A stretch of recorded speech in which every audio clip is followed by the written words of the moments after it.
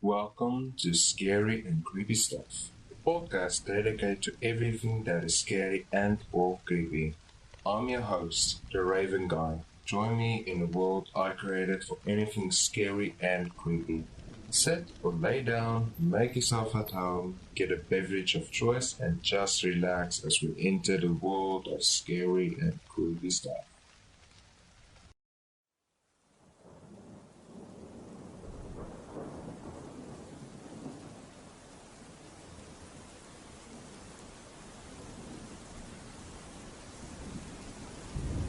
Season 1, Episode 5 I Can Just Eat You, Cannibals.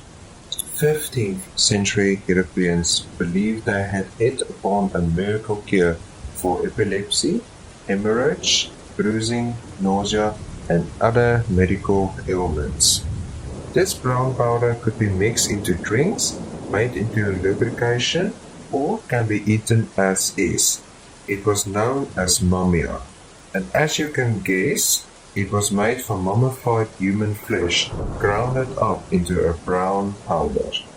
The word cannibal dates back from the time of Christopher Columbus. It could be said that he was the origin of the word. When arriving on the coast of Guadeloupe, Columbus had reported back to the Queen of Spain, describing an indigenous people as friendly and peaceful. But rumors from this tribe did mention another group called the Caribs. The Caribs were a violent group who created storms of raids, and any prisoner they captured will be cooked and eaten. Because of this report, the Queen of Spain gave permission to capture and enslave anyone who ate human parts or flesh. When the island Guadeloupe failed to bring forward gold Columbus was looking for, he would name anyone who resisted his rules as a Carib. Traveling from the island back to Spain, Carib became Cannibal, and at the end it was finally named Cannibal.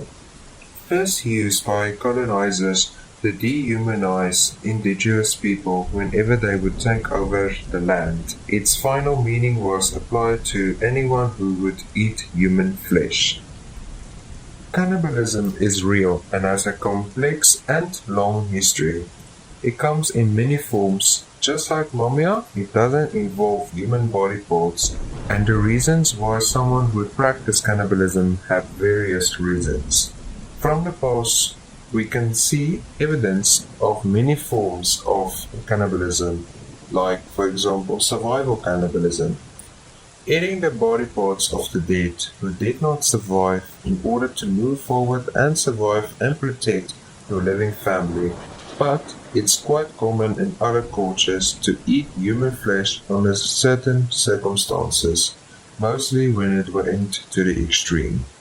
But because of Columbus's false accounts, cannibalism was looked down for a long time because it was considered to be bad in any circumstances. This makes it hard to understand how common cultural cannibalism really was, and to understand what was considered to be acceptable practices of cannibalism in cultures practicing them. Take for example mumia. During Columbus's time, mummies from Egypt were the main source of remedies to make this mumia. But because the demand of mumia became so high, the supply became rare. But opportunists saw this as a chance to start milking this money cow, and started to steal bodies from European cemeteries to make mumia. And the use of mumia continued for hundreds of years, being listed in the Merck Index, a medical encyclopedia that was popular during the time. This continued into the 20th century. But human flesh wasn't the only way of creating cures. Human blood was either consumed in liquid or powder form to treat epilepsy. Human liver, gallstones, oils from the human brain, and pulverized hearts were popular body parts to make all kinds of medical concoctions. Filial cannibalism was another common form of acceptable cannibalism 2000 years ago in China. This is where the older son or daughter would give up a piece of their flesh, usually the thigh and rarely a finger, to give to a sick parent as a last resort for medicine. Cannibalistic funerals were another common form of cannibalism. The best example comes from the island of New Guinea. The family member who died would request sometimes that the living family members should consume their body parts as a last request. This is a ritual that would continue into the 20th century. Between fiction and fact, verified stories and huge gaps in the knowledge of cannibalism, there is not one history but many forms of cannibalism history. But one thing we know, people have been eating people for years and years, even going as far to volunteering to be eaten and accusing people of eating other people for centuries. Here are 13 cannibals and their gruesome stories. Peter Bryan fried his best friend's brains in butter. Describing as a nice man with no friends, Peter Bryan was first sent to prison in 1994 for killing an Indian origin shopkeeper. He was later transferred by social workers to an open psychiatric ward in 2004, where he assaulted a 16-year-old girl. He later walked out and killed his friend Brian Cherry with a hammer, and later he fried his brain in butter. It was nice, he said. Jeffrey Dahmer tried to create sexless zombies out of his victims, also known as the Milwaukee Cannibal. Dahmer said that his taste to murder and necrophilia began at the age of 14. His killing spree spanned over 13 years, where he would drug homosexual boys and young men. He would sometimes eat them and store body parts in a fridge. Sentenced to life imprisonment, he was killed by a fellow inmate. Jeffrey says human flesh tastes like filet mignon. He also began fantasizing about slaying and eating people from a young age. And by the time he was on a final round of slayings in the late 80s, he was experimenting with various body parts. So much so that he knew that some cuts were better than others. According to an FBI interview, Dahmer would cook thighs, biceps, and various internal organs in a stovetop skillet before consuming them. He told one FBI agent that the taste was similar to filet mignon. He was always happy to share with his neighbors. In fact, one of Dahmer's former neighbors, Pamela Bass, still isn't sure what was in the sandwich that Dahmer made for her one day before he was apprehended. Bass admits he had probably eaten someone's body part. Albert Fish. Albert Fish thought human meat was as sweet as a nut. The Grey Man, as he was called by many who knew him, was a literal boogeyman who spent his days working as a centurion painter. After he was caught, he confessed to killing and eating a boy named Billy Gaffney in a stew. He wrote to his attorney, "At frequent intervals, I basted his behind with a wooden spoon, so the meat would be nice and juicy. In about 2 hours it was nice and brown, cooked through. I never ate any roast turkey that tastes half as good as this sweet fat little behind did. I ate every bit of the meat in about 4 days. His little monkey was sweet as a nut." Jose Louis Colma. Chunks of flesh in a frying pan, a leg and an arm in a refrigerator, and bones stuffed in a cereal box. The Mexican serial killer has earned himself the title The Cannibal when an investigation into his girlfriend's disappearance leads to a body in a closet. He is believed to have killed and mutilated 2 other women. It was the first case of its kind in Mexico. The self-proclaimed writer was working on a book titled The Cannibal Poet when he was found hanging in his prison cell. James Douglas roasted a servant alive and ate him.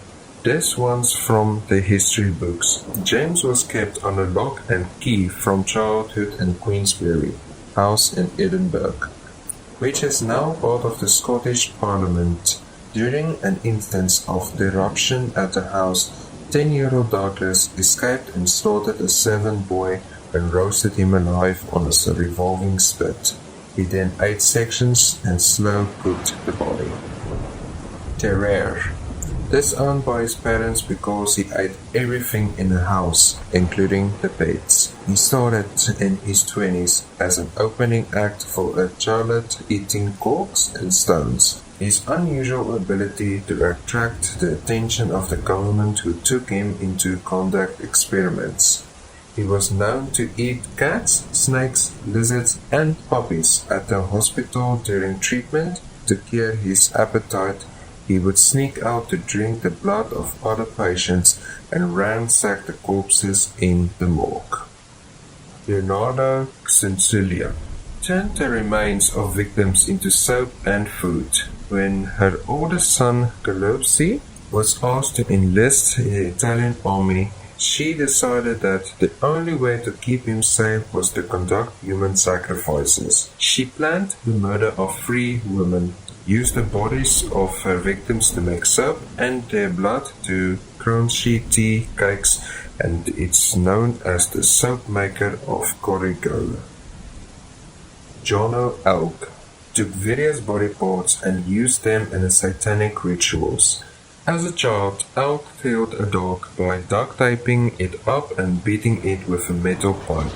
So it's not too alarming that in 1998 he strangled a man to death, dissected his body, wrapped his head in duct tape and ate him with 3 accomplices. Body parts were then used in a satanic ritual that included torturing the victim while listening to the Shining Chronicle album by Norwegian black metal band Ancient. Ed Gein. Gein made a human body suit out of skin so that he could become his mother. Ed's impact as a serial killer has inspired classical culture icons of murder and cannibalism, including Buffalo Bob in Silence of the Lambs and Norman Bates in Psycho. By his rapid interest in cannibalism, it is alleged that he is also guilty of eating human parts, although he is convicted grave robber and would dig up bodies to make trinkets out of the skin and bones of the dead. Alfred Packer, the Colorado cannibal who killed and ate 5 of his friends in the winter of 1873 to 1874. He was trapped in the Colorado mountains along with 5 friends of his. Packer survived by eating the other 4. He also eluded the authorities for 9 years until he was caught and convicted. 40 years for manslaughter.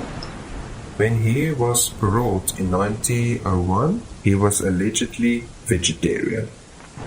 Armin Mavis was caught when he placed an ad on the internet looking for a new victim. The Rothenberg Cannibal, as he is known, made news when it was reported that he had killed and eaten a man who volunteered. The 2 met on the internet and Mavis first cut off the victim's penis, which they tried to eat together. The murder was conducted in a specially prepared slaughter room which he filmed and ate from the body for 10 months after. He was caught before he could claim his next victim.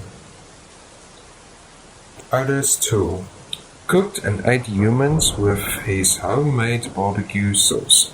Toole was an American serial killer, cannibal and arsonist who worked alongside serial killer Henry Lee Lucas.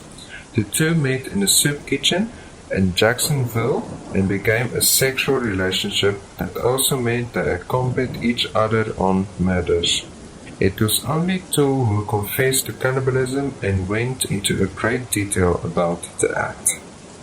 Tsumi Miyazaki burnt the bones of his victims, ground them and sent them to families. Tsumi was born with deformed hands and was placed into school, and from 1988 to 1989 he killed 4 girls between the ages of 4 and 7. He confessed to having sex with the corpses, eating their flesh and drinking their blood. A polite employee by the day, he was a psychotic killer. By night he would send letters to families of the victims recounting the murders in vivid detail. The final question everyone wants to know, but they don't know how to ask it. What does human flesh taste like? The simplest answer to this is, contrary to popular belief, people do not taste like pork or chicken. If you have never had human flesh before, think of the taste and texture of beef, except a little sweeter in taste and a little softer in texture. A German cannibal said it's stronger than pork. In a televised interview in Germany's RTL television channel, convicted cannibal Armin Meiwes not only described human meat as tasting like pork, a little bit more bitter, stronger, but he also revealed that he would eat his victims in a green pepper sauce with croquettes and Brussels sprouts. In 2002, Meiwes made an online post hoping to find a man to slaughter and found a 42-year-old willing victim. Meiwes said that he fantasized about cannibalism ever since he was a child, when he began hoping to have a younger brother who could be inside him, his own words. Apparently it kind of tastes like fail. In his book Jungle Ways, William Seabrook recounts his travels to West Africa to observe the cannibalistic tribe, and admits he ended up going native. Seabrook thought human tasted so good that he wouldn't know you were eating people unless someone told you. It was like a good, fully developed feel, not young but not yet beef. It was very definitely like that. And it was not like any other meat I have ever tasted. It was so nearly like a good, fully developed feel that I think no person with a palate of ordinary normal sensitivity could distinguish it from fail. Penises taste hard and rubbery. In 2012, a Japanese illustrator named Mayo Sakanama invited anyone who was interested to eat his severed genitals from sake of art. Shingami is asexual and had his penis and testicles surgically removed, and after he got them back from his doctor, he decided that he would make a tasty meal for someone. At a banquet, Sangiyama served his genitals to 5 people, including himself, and anyone who attended who wasn't able to gain a seat at the lucky table was served a meal consisting of beef and alligator. According to one of the eaters, the meat was hard and rubbery, and it bent his fork when he tried to pierce it. The testicles were hard on the outside and soft and gluteous in the middle, with a fishy or gamey taste. In Sakayama's defense, he is an illustrator, not a chef. It's the sweetest meat. While searching for gold in Colorado in 1874, Alfred Packer and his crew ran out of food in the middle of a harsh winter and had to resort to cannibalism to survive. At the end of their track, only Packer survived, and after he was arrested, he described a horrific series of slayings that makes it seem like human meat is worth nothing, especially if they are friends. In his confession, he made sure to note the breast of man was the sweetest meat he ever tasted.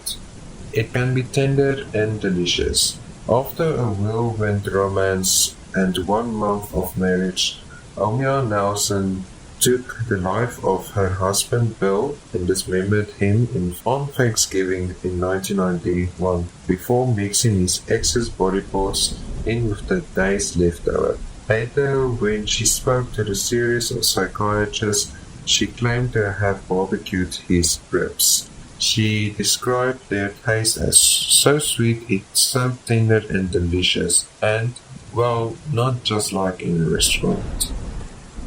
It tastes odorless. If that description sounds needless, sensual, and so on to you, that's because it came from Izzy Sagnakwa, a wealthy creep from Japan who allegedly first became interested in cannibalism at a young age when he saw a classmate's find.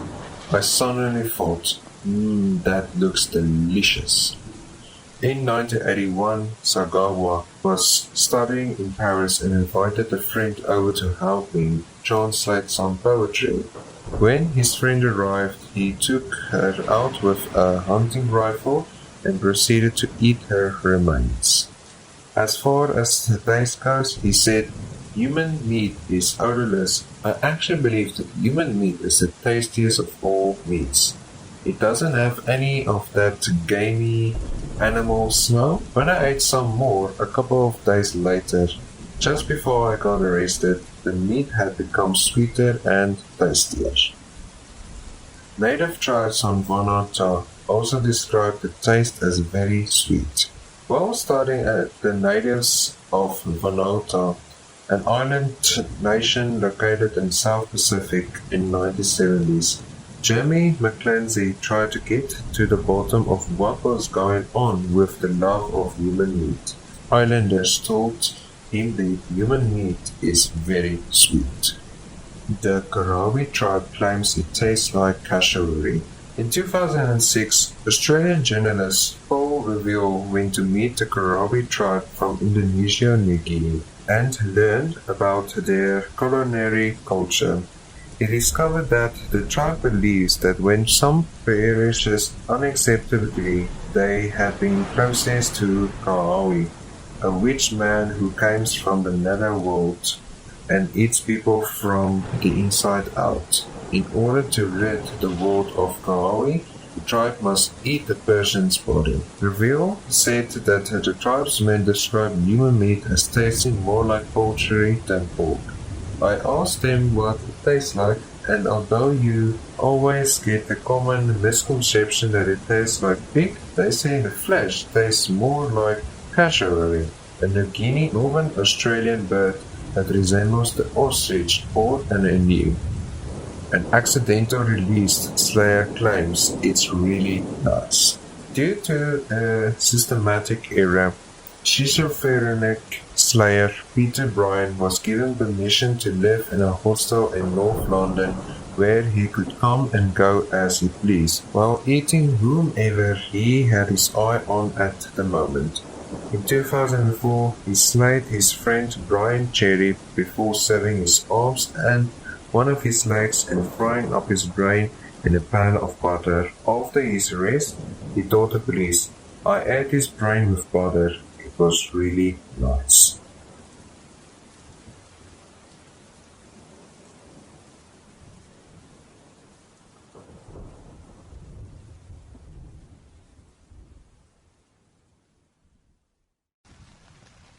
Thank you so much for taking the time to listen to my podcast. Please make sure you subscribe or follow the podcast, share it with everyone you know and love. And remember, you will always be welcome in the world we created, especially for those who want to join it.